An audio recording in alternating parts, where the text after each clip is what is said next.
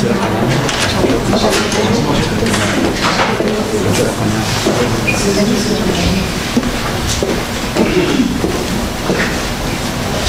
des informations en français ou en anglais? Français. En français. Parfait. Donc, chacun dispose de 20 minutes afin de présenter son cas au juge. J'ai affiché les cartons pour les 10, les 5, les 2 dernières minutes et les 30 dernières secondes de la présentation. Dans les 2 dernières secondes du discours, j'indiquerai à l'aide de mes 2 mains le nombre de secondes restantes. Si vous n'avez pas terminé votre présentation après 20 minutes, elle se verra arrêtée afin de passer à la période de questions.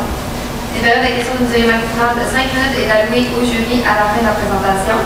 Et veuillez noter que vous ne pouvez en aucun cas dévoiler le nom ou la provenance de votre université.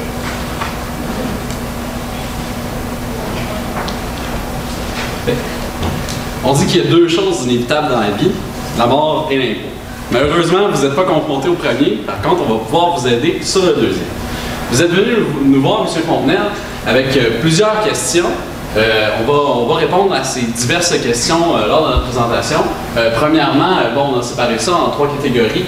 Premièrement, les questions qui sont par rapport à vous, à votre revenu personnel, donc sur la location automobile, le déménagement, le rachat, des actions privilégiées, la perte sur le prêt, les études de vos enfants et bien sûr la vente. En fait, on a remarqué qu'il y avait une avance à l'actionnaire dans votre entreprise.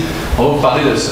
Également, on va vous parler de l'immeuble locatif que votre ami avocat vous avait recommandé de transférer à une autre société. Et finalement, on va vous parler de l'acquisition de la franchise proposée par Euroland. Donc, pour ce qui est de votre voiture, votre employeur vous fournissait une allocation de 55 sous du kilomètre. Malheureusement, selon les critères de l'Agence du revenu du Canada, c'est excessif, donc c'est déraisonnable, ça doit être inclus. Ça devait se situer à 47 sous pour les 5000 premiers kilomètres et 53 sous pour le reste pour que ça soit considéré comme une allocation raisonnable. Donc, par contre, vous allez pouvoir déduire certaines dépenses, entre autres la déduction pour amortissement. Nous avons présumé que la BMW était vendue pour un prix supérieur à 30 000 donc c'est s'agit d'une catégorie distincte 10.1. Votre DPA va être limité en fait déduction à ce montant-là de 30 000 30 Vous ne pouvez pas réaliser de personnel ou avoir de récupération parce que vous allez en disposer éventuellement. Par contre, vous allez pouvoir prendre une déduction pour amortissement demi-taux lors de la disposition.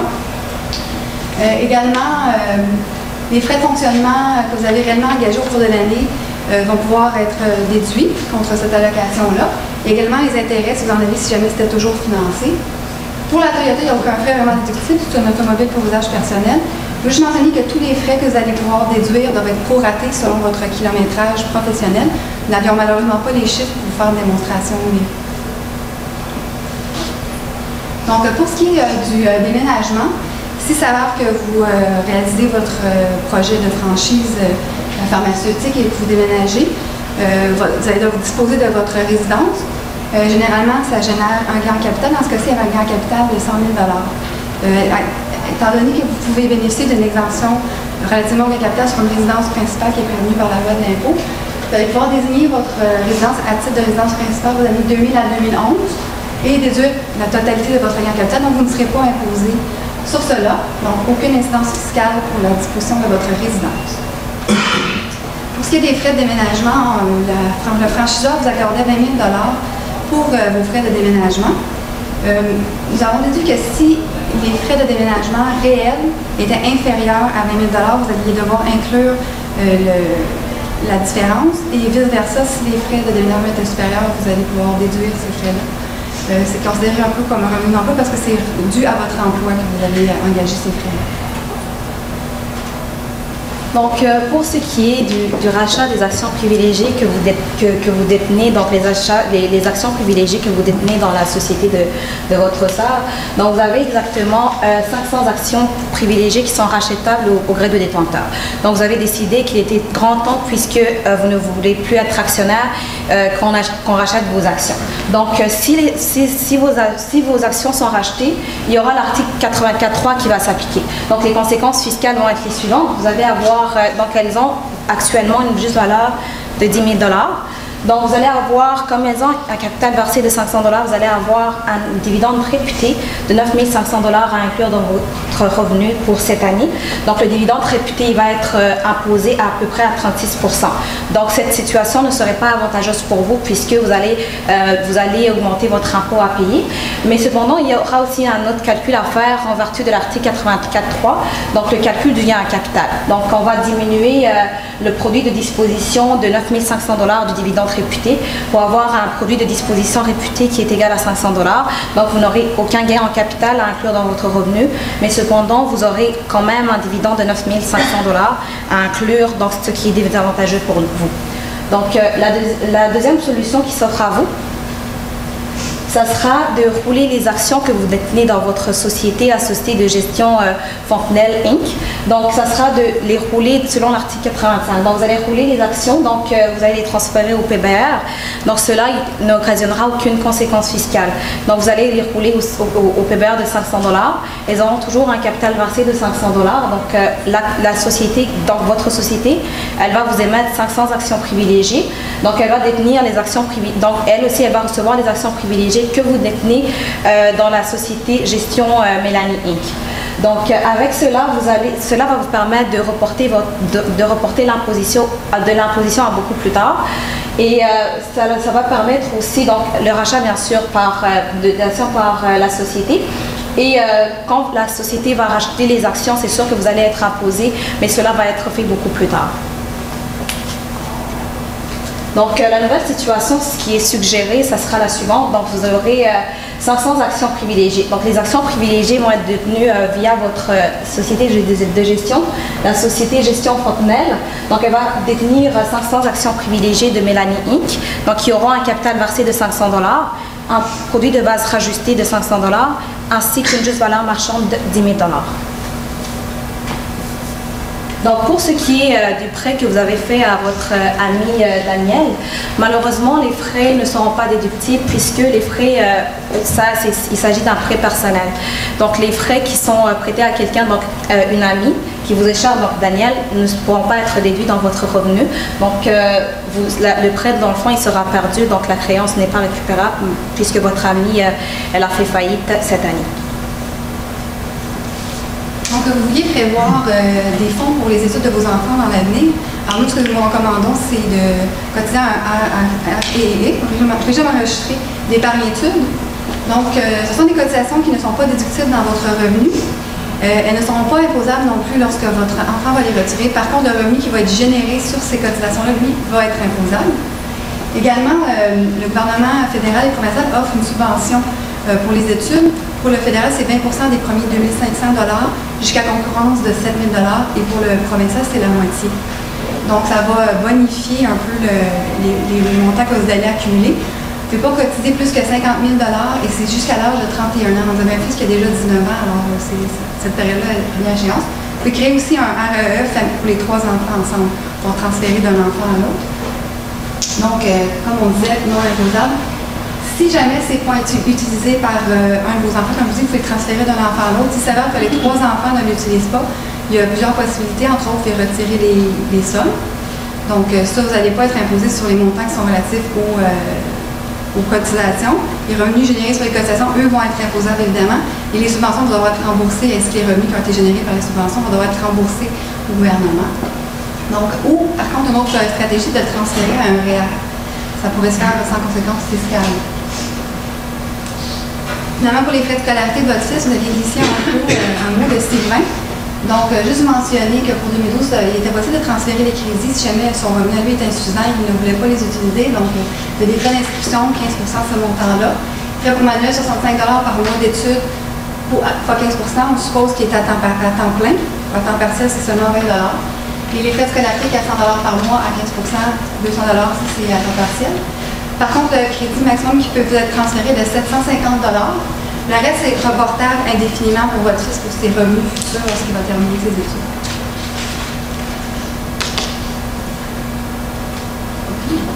Oui, donc nous avions remarqué que vous aviez une avance à l'actionnaire dans le bilan de votre société de gestion. Il faut prendre en considération que ça doit respecter la règle des 2 bilans, c'est-à-dire que l'avance ne doit pas se retrouver dans les 2 bilans. C'est le cas en ce moment, vous l'aviez en 2011, elle se retrouve encore en 2012. Donc, techniquement, il faudrait amender votre déclaration de revenus en 2011 pour inclure la portion qui n'a pas encore été remboursée.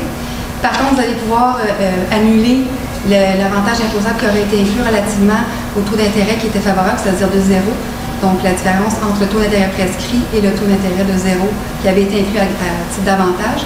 Mais sûrement sur la portion qui n'a pas été encore remboursée, ça, vous allez pouvoir le déduire. Également, tous les remboursements subséquents seraient déductibles.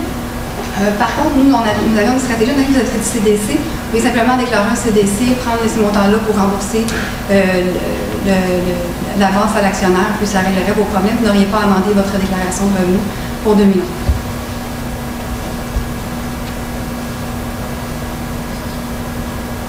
Okay. Donc, les cotisations au REER que vous pouvez faire à son déductible. Donc, vous pouviez cotiser pour vous-même, vous aviez un montant cotisable pour cette année de 22 000. Et puis également cotiser au REER de votre conjoint pour un montant de 42 000, ça va vous permettre une déduction en 3C de 64 000 $. La seule chose qui est importante, c'est qu'il ne faut pas que votre épouse retire ces montants-là avant 3 ans. Parce que si elle le fait, vous allez devoir vous imposer à guise de retraite vous-même.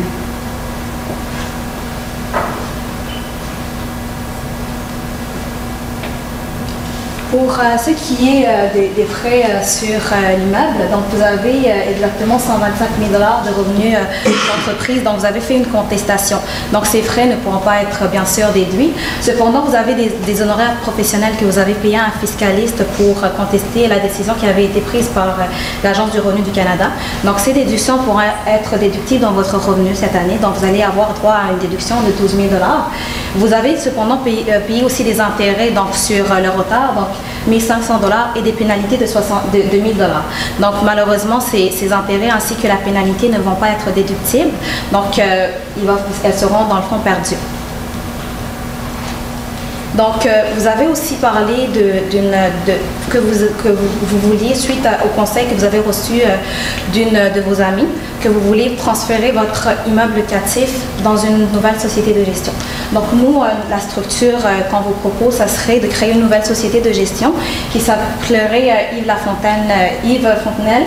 Donc, ça serait détenu via la société de gestion Fontenelle que vous détenez présentement. Donc, vous allez transférer le terrain ainsi que l'immeuble sans conséquences fiscales. Donc, le terrain, vous allez le transférer à son prix de base rajouté qui est de 53 000 $. Et vous allez transférer l'immeuble à 600 000 $. Vous allez transférer l'immeuble à 564 000 $. L'immeuble présentement a un coût en capital de 600 000 $. Donc le 36 000 $ va être la DPA qui était censée prise. Donc la société elle va vous émettre des actions qui auront la même valeur que le terrain ainsi que l'immeuble. Donc elles auront une valeur de 850 000 $. Donc ça veut dire la juste valeur marchande de ces deux 850 000 $. Donc, vous allez avoir des actions ordinaires qui vont... Donc, vous allez avoir, puisqu'il n'y a aucune contrepartie autre qu'en action qui vous a été émise, vous allez juste recevoir des actions. Donc, vous allez avoir des actions qui valent 850 000 $. Vous auriez une somme convenue de 617 000 $ puisque vous avez le choix de les transférer à leur prix de base rajusté, donc 617 000 $. Et vous allez avoir une réduction du capital versé. La réduction du capital versé va être calculée comme suit. Vous avez votre capital versé légal qui est 850 000 $ et elle va être réduite de la somme convenue que vous avez choisie, 617 000 $. Donc vous aurez une réduction de 233 000 $ de votre capital versé légal et vous aurez un capital versé fiscal de 617 000 $ qui sera égal au prix de base rajusté des actions que vous allez détenir de la société gestion IL. Simplement, il va falloir savoir que ici, il faut que vous déterminiez si les avantages que votre ami vous a recommandés, si les avantages sont plus importants que la nécessité, que les responsabilités liées à créer une entreprise de gestion, à transférer, à faire des déclarations distinctes et tout ça. Il faut voir si, dans le fond, ça vaut la peine de le faire. De ce côté-là, on n'avait pas trop de détails, donc on n'était pas trop certain de l'avantage légal qui était fait par rapport à ça. Mais si vous jugez que ça vaut la peine de faire de l'administration additionnelle, dans ce cas-là, c'est de cette manière-là qu'on recommande de procéder.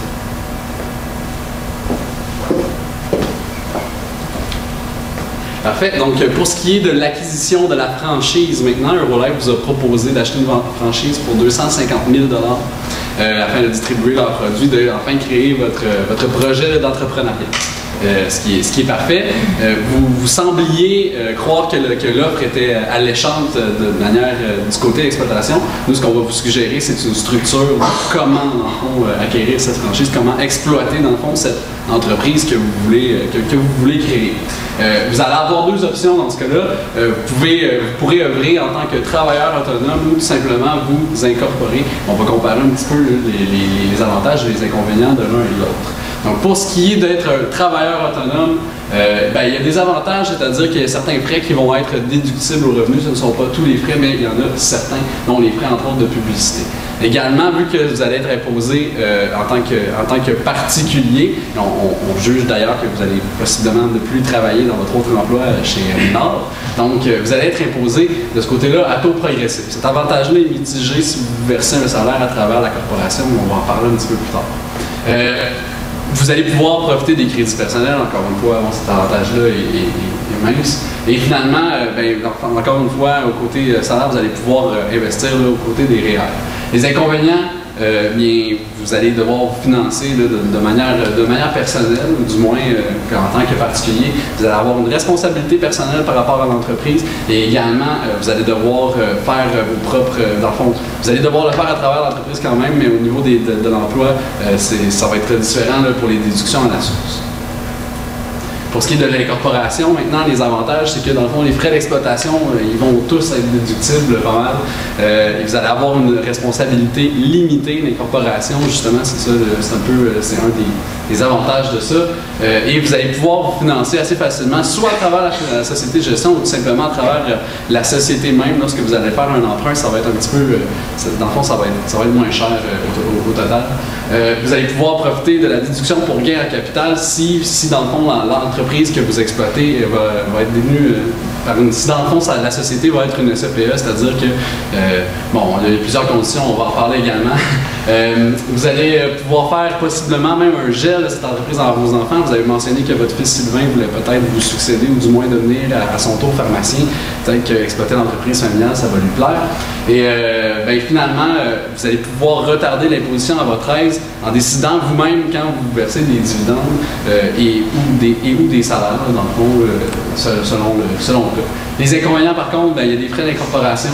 Vous allez devoir faire de l'administration additionnelle, des déclarations de revenus séparés de ce côté-là. La structure un petit peu de votre portefeuille va être alourdie de plusieurs manières. Vous allez devoir possiblement faire de la consolidation. Bref, ça, c'est une couple de désavantages de l'incorporation. Malgré ces désavantages, on vous recommande, les avantages semblent être beaucoup plus intéressants du côté de l'incorporation. Donc, c'est ce qu'on vous recommanderait comme solution. Donc, la solution va être de créer la société par action Pharmacie Fontenelle.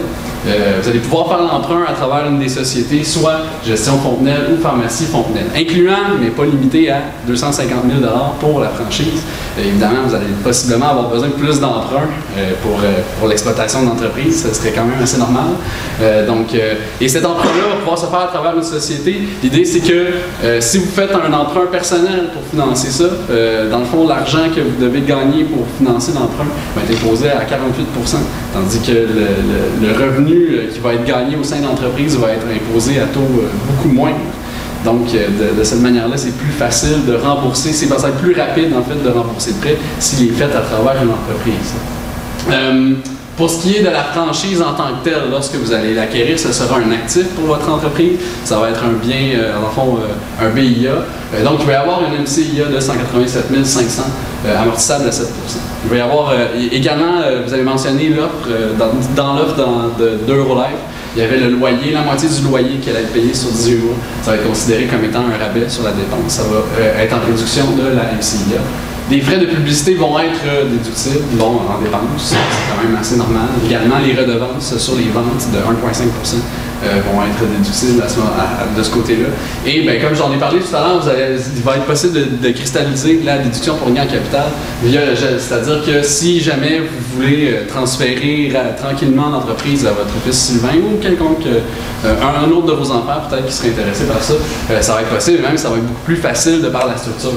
La seule chose qui va être intéressante à faire pour utiliser la déduction pour gain en capital, c'est qu'il va falloir maintenir que le fait que la moitié, 50% de l'actif, de la juste valeur de l'actif, en fait, de votre entreprise est utilisée pour exploiter l'entreprise. Vous allez devoir détenir le placement pendant 24 mois et au moment du gel, c'est-à-dire au moment, dans le fond, au moment où est-ce que vous allez faire le gel, il faut qu'il y ait plus de 90% de la juste valeur des actifs qui soit utilisé pour exploiter activement l'entreprise. Donc, ça fait un petit peu le tour. Pour la location automobile, elle va être imposable, mais les frais vont être déductibles. Pour ce qui est du déménagement, encore une fois, ça va être déductible. Pour le rachat des actions privilégiées, on a dit que ça serait intéressant de les transférer à votre gestion Fontenelle pour pouvoir retarder les positions, pour retarder le rachat. La perte sur le prêt, malheureusement, c'est perdu, c'est comme ça. Pour les études des enfants, il y a évidemment le crédit transférable, mais aussi le REE qui va être intéressant. L'avance à l'actionnaire, il y a la loi des deux bilans et finalement pour le reste, mais on vous a proposé des structures. Alors voilà, est-ce que vous avez des questions?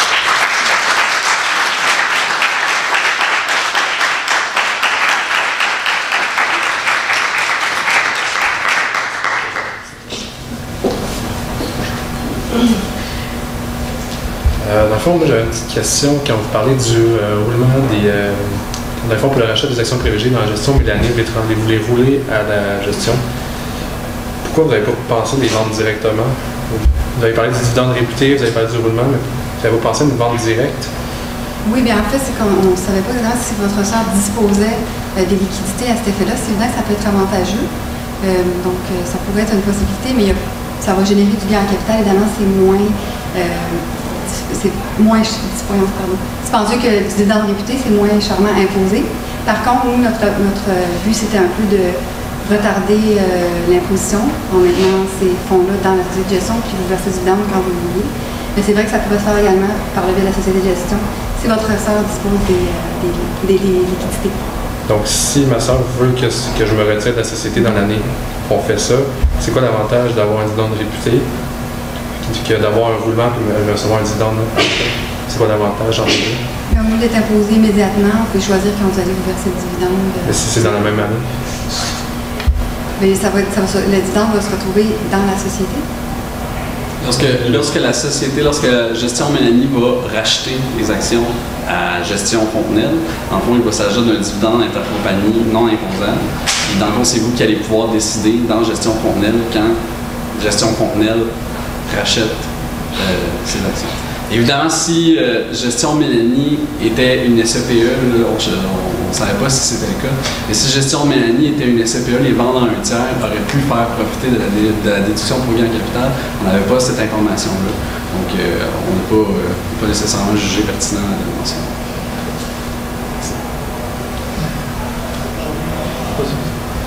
Pour l'actionnariat de la pharmacie, est-ce que vous avez considéré l'utilisation de fiduciaire? Pour ce qui est de l'actionnariat de la pharmacie. Ah, OK. Est-ce que vous avez considéré l'utilisation de fiduciaire? Ça pourrait être intéressant dans la mesure où, lorsque vous allez réaliser votre gel, évidemment, ça pourrait se faire en faveur d'une fiducie discrétionnaire. Ça pourrait être une possibilité où vous pouvez mettre vos enfants, s'ils ne sont pas encore majeurs, comme bénéficiaires. Aussi, votre GESCO, si vous voulez installer un mécanisme de purification permanente, vous assurer que ça demeure une SCPE et qu'il n'y a pas de règles d'attribution non plus qui vont s'appliquer. Donc oui, ça peut être intéressant peut-être quand vous allez faire le gel. Évidemment, ça répète une stratégie dans l'immédiat aussi.